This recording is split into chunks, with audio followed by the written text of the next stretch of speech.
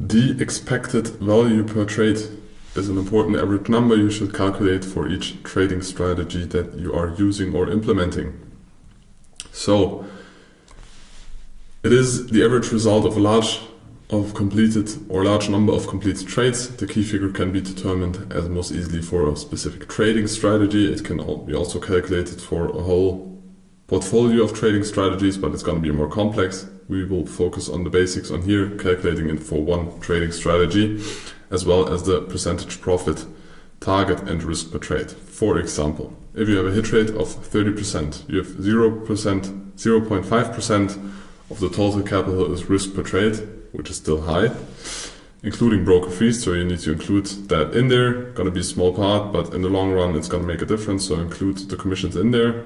And you have 1.5% of a profit target, so after trading fees are deducted, because also when they take profit you will pay commissions. You have a risk to reward ratio of 3:1, and the calculation for that one is going to be, you have a hit rate of 30%.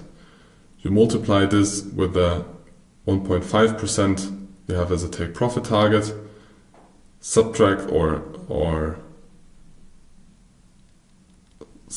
that from the 0.7% of 0.5, because if you have 30% right, you will lose 70% of the time. 70% of the time you will lose 0.5%, and 30% of the time you will win 1.5%. So this is the calculation of how often you win. And you need to subtract how often you lose, and then you will have a result, and this result in this case is 0.1. So the expected value, the expected profit on average will be 0.1% per trade. It's the average. Of course, most of the time you will win 1.5% or you will lose 0.5%, but this then is the average of that.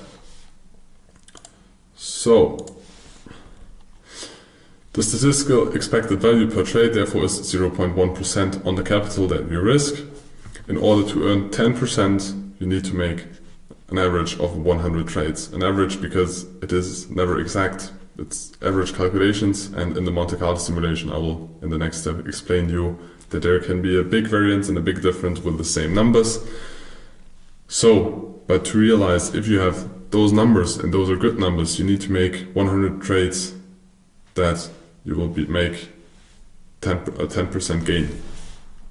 So the calculation is without compound interest. Of course there's going to be compound interest, but the big difficulty of people taking into account compound interest, very often you see very beautiful graphs like this, but they are not in reality like that, because there are going to be gains and losses.